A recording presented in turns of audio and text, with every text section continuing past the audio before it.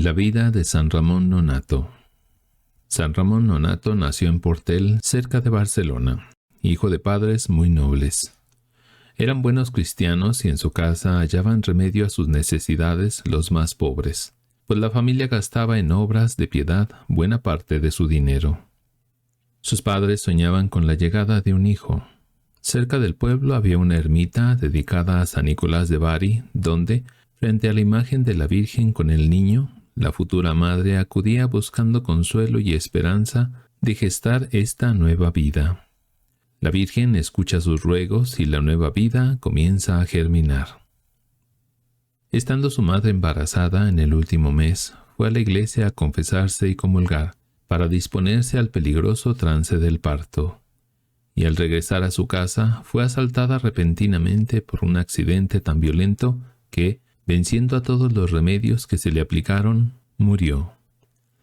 Con la confusión de la familia y con la duda de si la madre estaba realmente muerta, no se decidieron a abrirla para sacar al bebé hasta que, pasadas 24 horas, cuando estaban a punto de enterrar a la señora, Ramón, vizconde de Cardona, que había llegado con la noticia de la desgracia, ordenó que abrieran a la madre para sacar al bebé, en contra del parecer de los médicos, quienes consideraban esta diligencia innecesaria, afirmando que el bebé no podía estar vivo en el útero de una madre muerta, ya que el mismo accidente habría quitado las dos vidas o la madre habría muerto junto con el hijo. Pero apenas hicieron una pequeña incisión cuando el niño sacó el brazo como si llamara a la piedad de los presentes para que lo sacaran de esa cárcel y primer refugio de la vida, en la que iba a ser enterrado antes de comenzar a vivir. Lo sacaron haciendo la herida más grande, y la alegría de los presentes fue tan grande al ver al cuerpo resucitado de aquel que creían muerto, que alivió en gran medida el dolor por la muerte de la madre. Este maravilloso nacimiento, si se le puede llamar así, ocurrió en el año 1198 o 1200. Y su madre esperó para ascender al cielo antes de dar a la tierra a un varón que la iluminaría con su santidad, la alumbraría con su doctrina y asombraría con sus milagros. Dios quiso que este niño no naciera, sino que fuera sacado del vientre de su madre, como liberado de la cárcel materna, para mostrar desde el principio que había nacido para liberar a muchos de las mazmorras y la cautividad de los moros, y porque su nacimiento debía deberse completamente a la gracia y no a la naturaleza, y así pudiera decirle al Señor con el rey David: «Tú eres el que me sacaste del vientre de mi madre». Bautizaron luego al niño para no arriesgar la vida del alma en aquel a quien había expuesto tan arriesgadamente la del cuerpo. Su padrino fue el vizconde don Ramón, por cuyo respeto se llamó Ramón al niño. Y más tarde la voz común le dio el apellido de Nonnato, que en lengua catalana significa no nacido.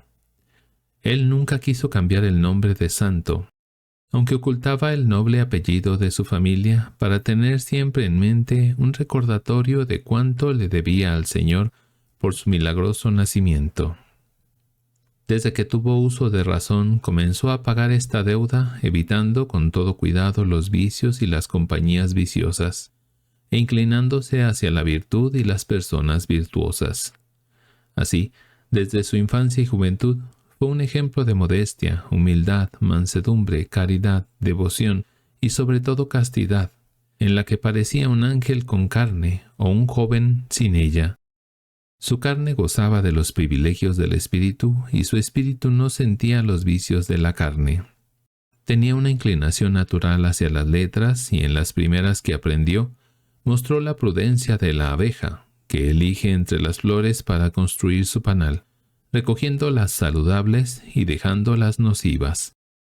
Así, entre los poetas y autores profanos, evitaba los obscenos, para no encontrar entre las flores de su elocuencia ninguna serpiente que contaminara su pureza.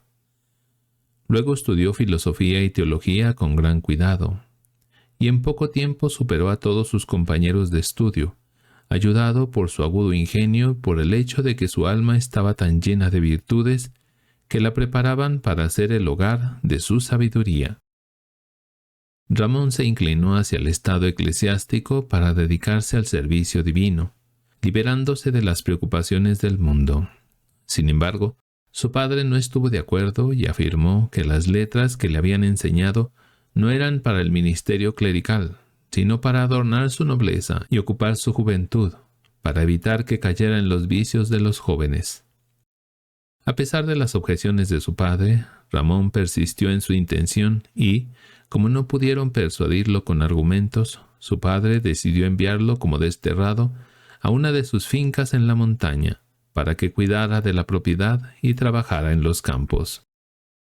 Ramón obedeció y se fue a la montaña, donde encontró una ermita dedicada a San Nicolás, obispo, con una devota imagen de Nuestra Señora. Ramón se sentía menos solo cuando estaba solo, ya que en la soledad sentía que estaba más cerca de Dios al alejarse de los hombres. Pasaba mucho tiempo en oración, y la reina de los ángeles, presente en la ermita, era su único refugio en todas sus necesidades y aflicciones, especialmente después de recibir un favor extraordinario de la Madre de Dios.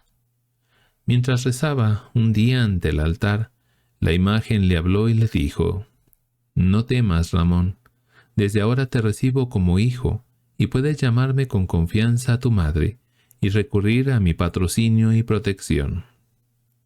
¿Quién puede describir la alegría y consuelo que Ramón sintió al escuchar estas palabras? ¿Cuál fue su confusión por considerar que había hecho tan poco para merecer el título de hijo de María? ¿Cuál fue su deseo de servir al Hijo para convertirse en un hijo digno de la Madre?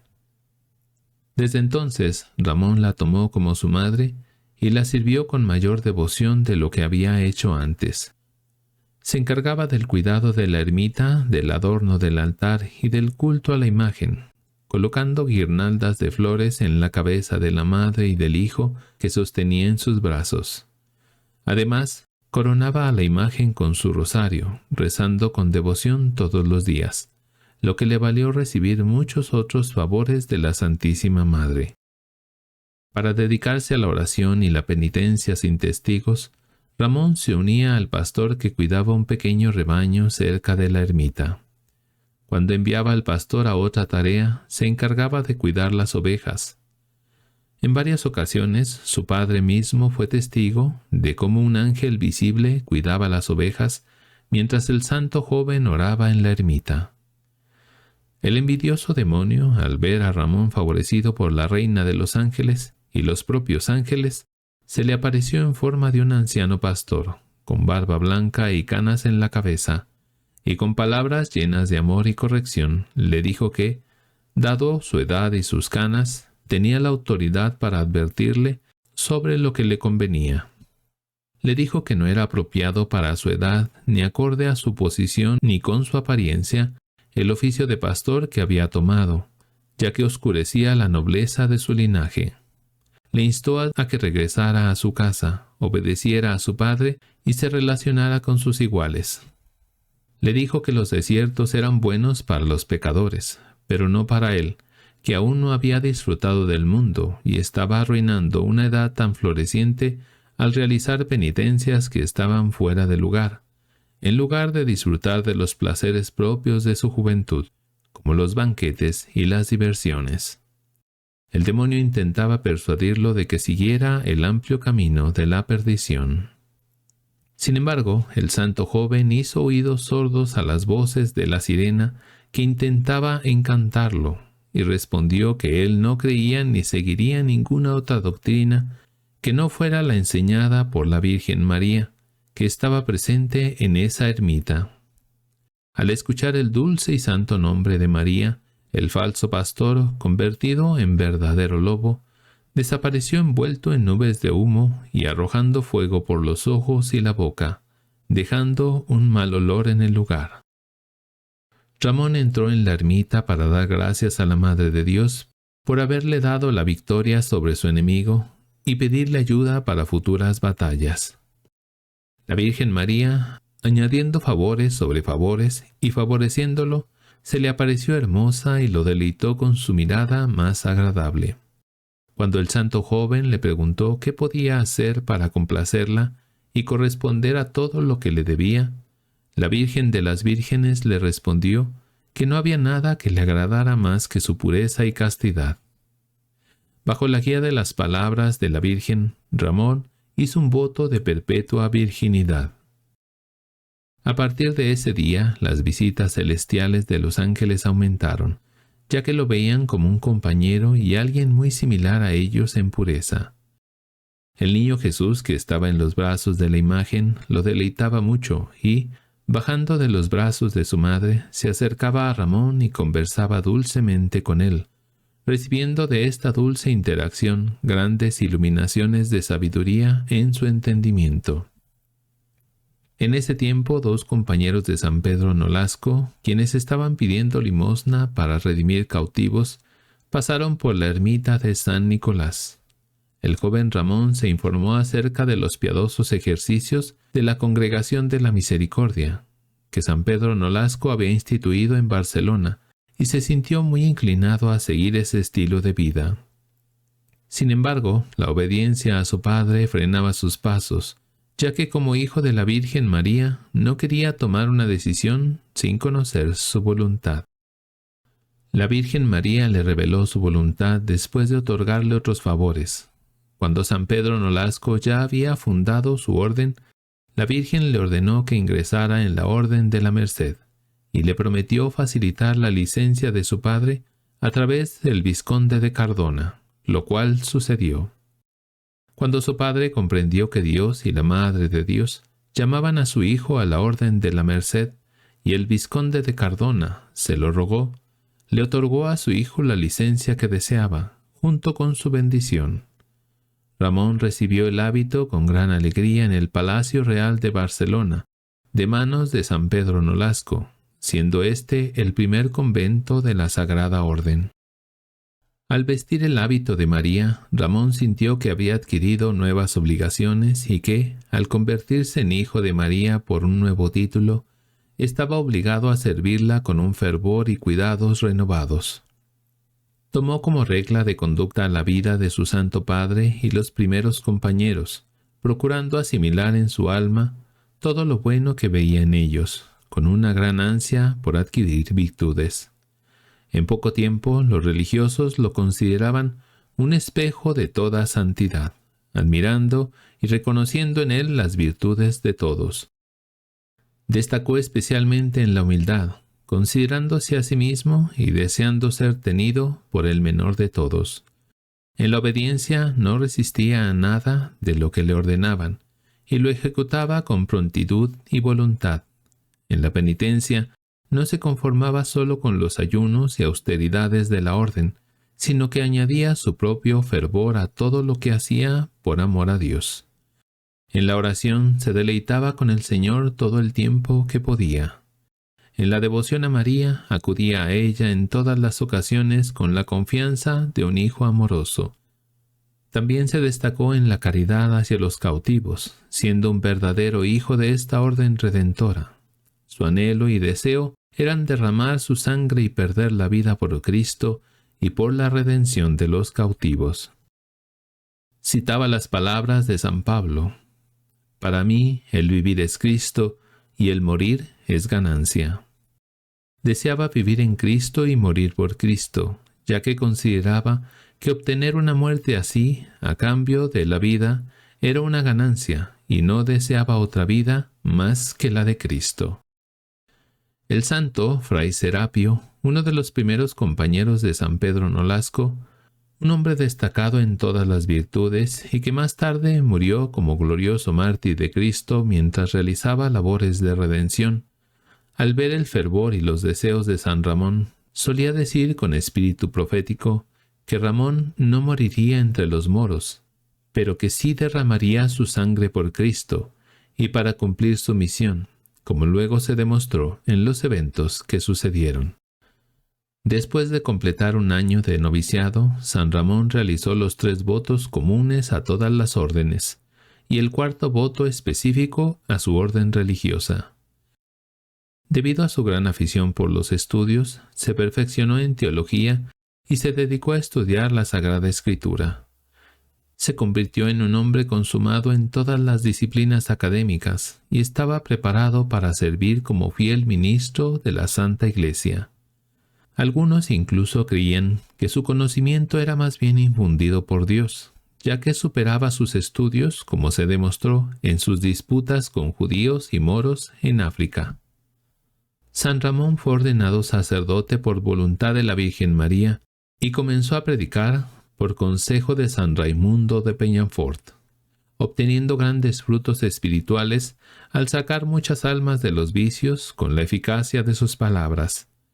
Ganó una gran reputación por su doctrina y ejemplo en Barcelona y en toda Cataluña, donde comúnmente se le conocía como el Santo Fraile.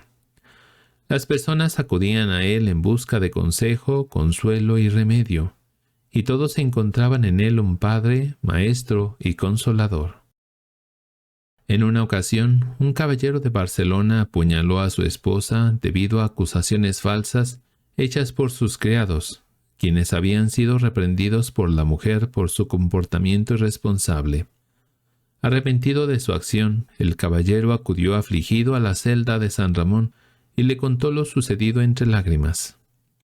El santo lo consoló y le dijo que, así como la culpa de su esposa había sido un engaño e ilusión, también lo habían sido las puñaladas que le había dado.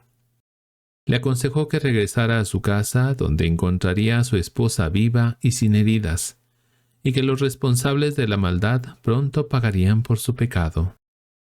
Todo sucedió como el santo había predicho. El caballero encontró a su esposa en casa ocupada en sus quehaceres domésticos, sin ninguna herida o señal de daño.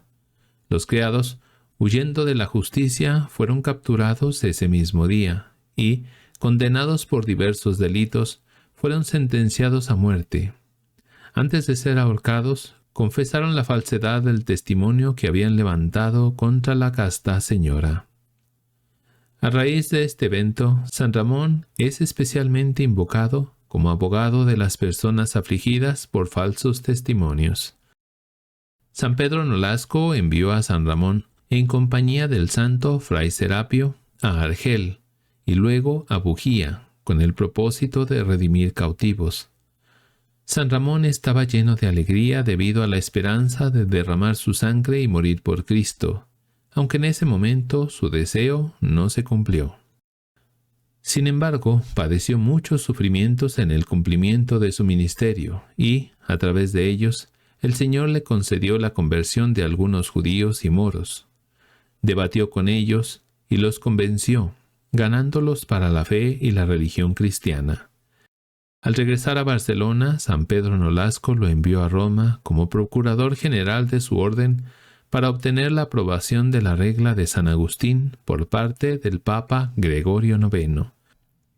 La llegada de San Ramón alegró enormemente al sumo pontífice, quien reconoció de inmediato su gran santidad y sabiduría. También fue altamente estimado por los cardenales y prelados de la corte papal. Después de lograr lo que deseaba y predicar en varias ciudades de Italia con gran éxito y fruto espiritual, San Ramón regresó a España para dar cuenta de su legación a su Santo Padre, San Pedro Nolasco. Luego fue nombrado redentor para Argel, que era lo que él más deseaba, y en aquel reino rescató muchos cuerpos del cautiverio de los moros y muchas almas del cautiverio de los demonios, redimiendo a los que estaban en peligro de faltar a la fe y confirmando en ella a los que no podía remediar. Le faltó el dinero para el número de cautivos que había rescatado, y enviando a su compañero con ellos, se quedó él como rehén, en cumplimiento de su cuarto voto. Muy gozoso por verse entre tantas ocasiones de padecer y morir por Cristo, como le prometían la barbaridad y crueldad de los moros, enemigos de Cristo y de los cristianos. Deseoso de ganar algunas almas para el Señor y encontrar la corona del martirio, disputaba frecuentemente con los judíos y moros, y les persuadía que recibieran la fe, y fueron tan eficaces sus palabras que convirtió a 10 judíos de los más principales y doctos en su ley, y a algunos turcos nobles, a todos los cuales bautizó El gobernador se enteró de lo que pasaba y determinó quitarle la vida a San Ramón, con muy crueles tormentos. Y suspendiendo la ejecución de esta sentencia a petición de los turcos que habían dado sus cautivos en confianza, ordenó que le dieran muchos golpes, azotes y bofetadas. Todo lo cual sufría el santo con maravillosa alegría, y a los cautivos que procuraban consolarlo les decía: no hay necesidad de consolar con palabras a aquel a quien Dios consuela con penas, ni necesita de consuelo, porque quien tiene su consuelo en el padecer, no padece en vano. Siéntanme envidia, no lástima, porque bajo esta afrenta se esconde gran honra. Estas penas ocultan gran dulzura, y en esta pérdida se encuentra mucha ganancia. Anímense ustedes a padecer por Cristo, y encontrarán el tesoro que encierran los tormentos sufridos por su amor. El aparente celo de San Ramón no se apagó con las aguas de tantas tribulaciones.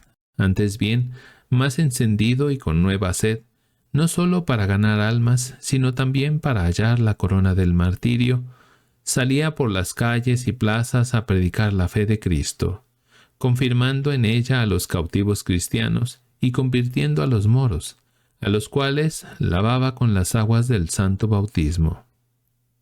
Irritado de nuevo el gobernador contra el santo, debido a que desobedecía sus mandatos, ordenó que lo llevaran desnudo por las calles públicas de la ciudad, para mayor afrenta y vergüenza, y lo azotaran delante de todo el pueblo.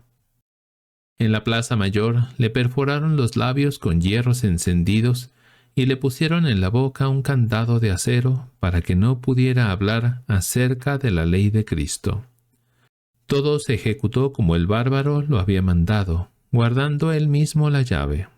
Pero en vano cerraron la boca del predicador de Cristo, porque, cuando no podía predicar con la voz, predicaba con la paciencia, y la sangre que corría de sus labios era más eficaz para persuadir la fe que las palabras de su boca. Y con ella se animaban los cristianos cautivos y los recién convertidos a ser constantes en la confesión de Cristo.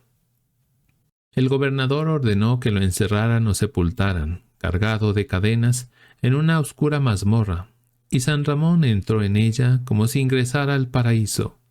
Cuanto más preso estaba su cuerpo, más libre estaba su espíritu para elevarse hacia Dios y hablar con aquella boca que no pueden cerrar los candados, y aquellas palabras que no pueden aprisionar los hombres.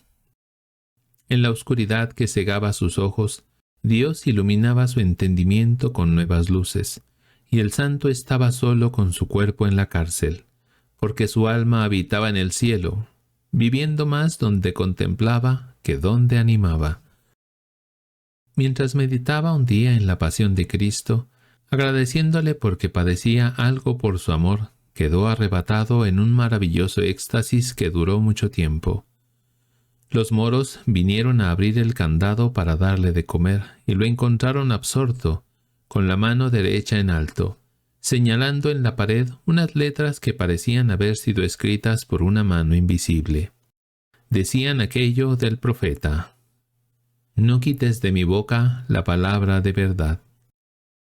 Intentaron despertarlo de ese dulce sueño, las guardias haciendo ruido. Él abrió los ojos y recobró la conciencia diciendo: «Tu palabra, Señor, permanece para siempre». En ese momento los grilletes y cadenas que aprisionaban su cuerpo se desprendieron, y el candado que cerraba sus labios cayó al suelo. Los moros atribuyeron este milagro a artes mágicas y, después de golpearlo, lo volvieron a encadenar y le pusieron el candado en la boca. De esta manera estuvo más de 8 meses en esta situación, siendo alimentado por los guardias cada tercer día y renovando sus heridas con un gran dolor cada vez que le quitaban o ponían el candado en los labios. Los moros intentaron mantener en secreto estas maravillas de Dios, pero su propia admiración las reveló, y las noticias llegaron a los cautivos cristianos, reforzando su fe. ¿Quién podrá describir cuánto padeció el glorioso San Ramón en los 8 meses que estuvo en esa cárcel, soportando la insalubridad del lugar, una hambre y sed intolerables, y las heridas que se repetían tan frecuentemente. Dios no permitió que muriera, ya que lo tenía reservado para otras empresas de su gloria. Pero, ¿quién podría negarle por eso la gloria de mártir? Pues soportó, como dice el breviario romano, un largo y cruel martirio. Aunque la muerte no se cumplió según su deseo, para aquel que sufre para dar testimonio de la verdad, Dios convierte todo su sufrimiento en martirio, como sostiene San Agustín. La fama de San Ramón y su constancia y fortaleza se extendieron por toda África y Europa. Llegó a Roma y llegaron a oídos del sumo pontífice Gregorio IX.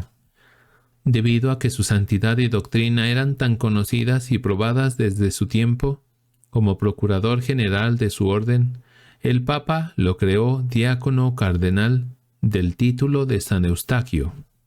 Parecía que nadie merecía esa dignidad más que él, ya que sobre tantas cualidades había soportado tantos tormentos en defensa de la fe. Su compañero le trajo la noticia cuando regresó a África, junto con el mandato de regresar a España.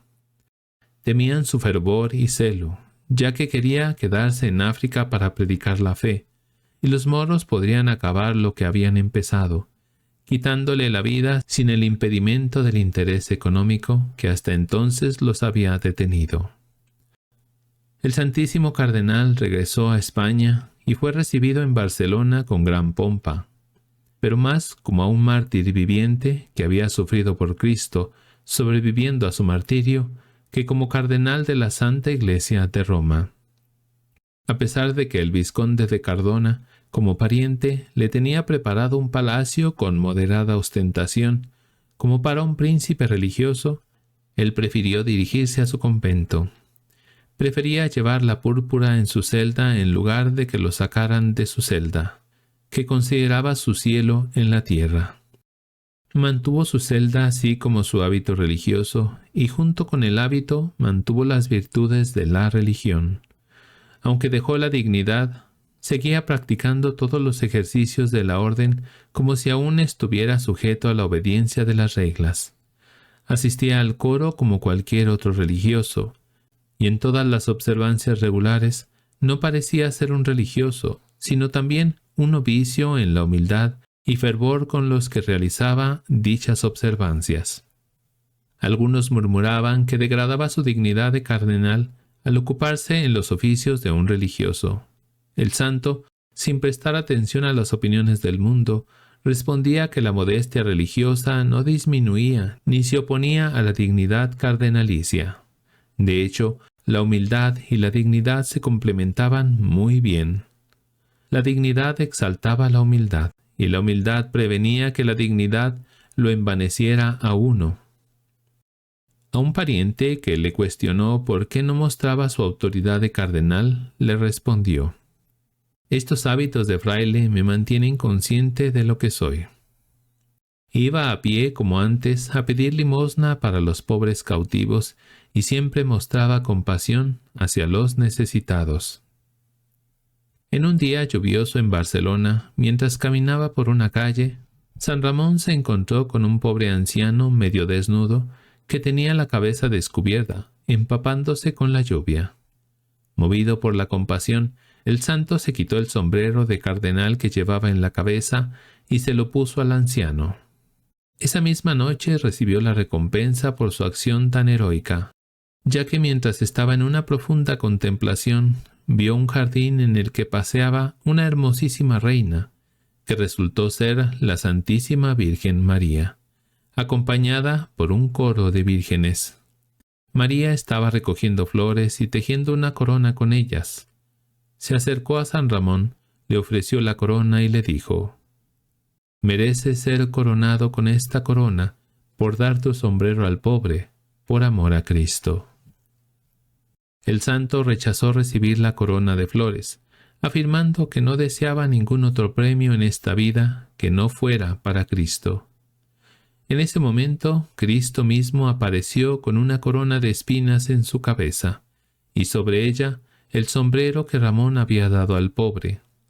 Tomando la corona de flores tejida por su madre en su mano, Cristo le dijo: «Elige entre estas dos coronas la que quieras, la corona de espinas que tengo en mi cabeza o la corona de rosas que tengo en mi mano». El santo cardenal, reservando la corona de rosas para el cielo, eligió la corona de espinas aquí en la tierra.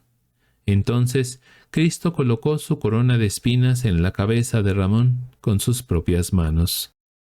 Este acontecimiento no fue una imaginación, y como señal de su veracidad, el santo comenzó a padecer un dolor agudo en la cabeza a partir de ese momento.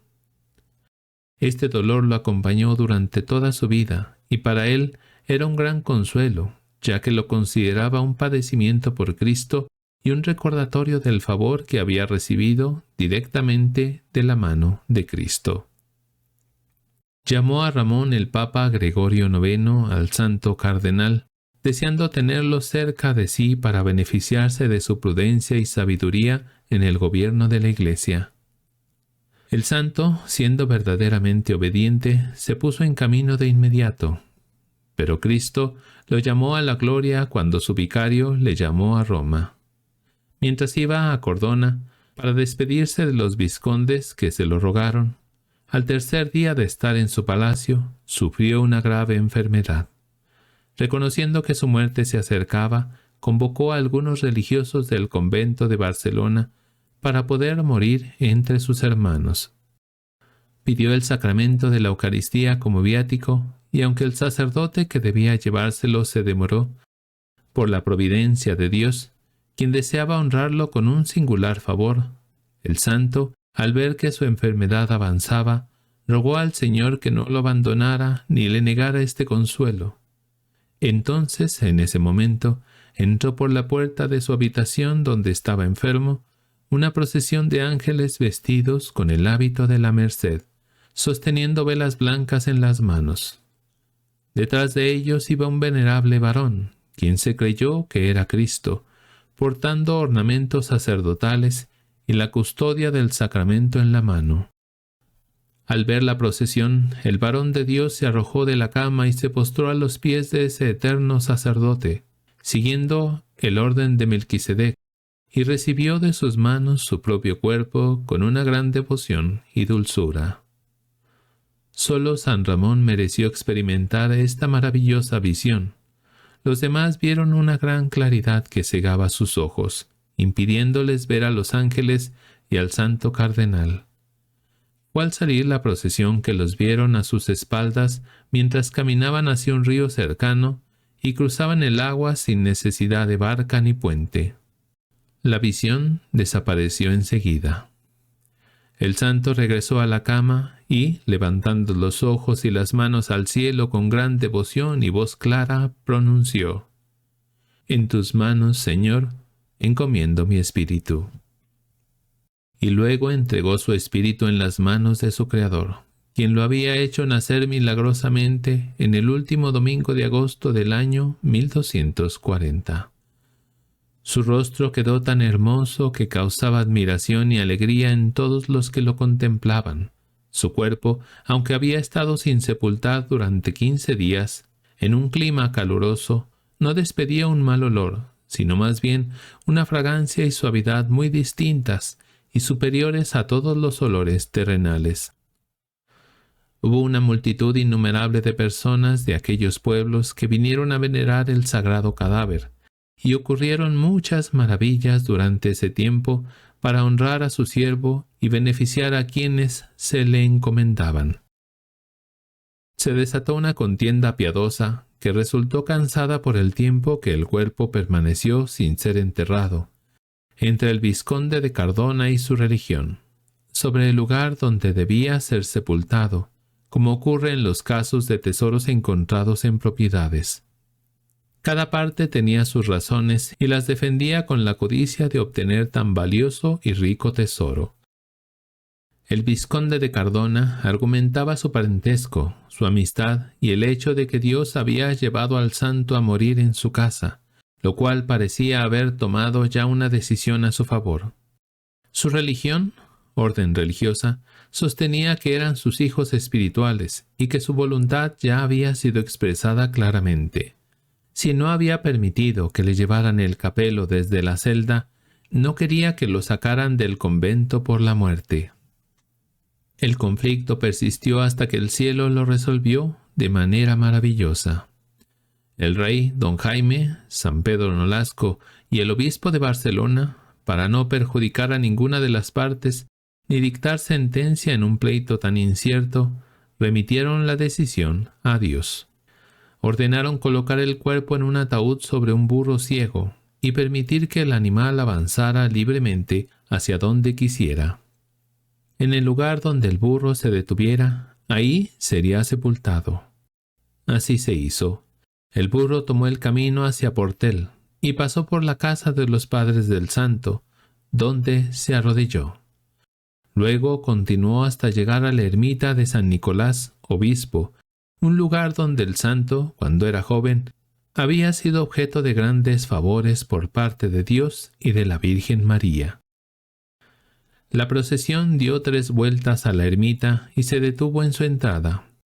Al retirar el sagrado cadáver del ataúd, el burro murió para que su cuerpo no sirviera para ningún otro propósito que no fuera llevar el cuerpo del santo. El santo fue enterrado en esa iglesia, que desde entonces cambió su nombre a San Ramón. 15 años después se fundó allí un convento de Nuestra Señora de la Merced. En el camino ocurrieron prodigios muy singulares que testimonian la gloria del santo. Uno de ellos fue que, mientras la gente acompañaba el cuerpo con antorchas y velas encendidas, un fuerte viento y lluvia se levantaron en el camino, pero ni el agua ni el viento apagaron las luces. Otro prodigio fue que al pasar la procesión por los pueblos, las campanas de las iglesias tocaban sin que ninguna mano humana las alcanzara. Las maravillas que ocurrieron se difundieron rápidamente por toda España, Francia e Italia. Cuando llegó la noticia de la muerte de San Ramón a Gregorio IX, expresó su gran pesar, mencionando que con la muerte del cardenal Ramón, su orden había perdido a un buen padre y protector. Cataluña había perdido a un hijo ilustre y sumamente meritorio, y la Iglesia católica había perdido a un santo y muy digno cardenal. Los milagros que Dios realizó a través de San Ramón fueron innumerables, como lo atestiguan los numerosos votos que llenaron la iglesia donde estaba sepultado. Ese lugar parecía ser un refugio de salud y consuelo, donde los enfermos encontraban sanación y los afligidos hallaban alivio. En particular, aquellos que eran estériles o que estaban en riesgo durante el parto experimentaron su patrocinio, obteniendo hijos y teniendo partos felices gracias a su intercesión. El Papa Alejandro VII lo incluyó en el martirologio romano en 1657. La Iglesia Católica lo celebra el día 31 de agosto, día de su muerte. San Ramón Nonnato es el patrono de las parturientas y las parteras debido a las circunstancias de su nacimiento. San Ramón Nonnato ruega por nosotros.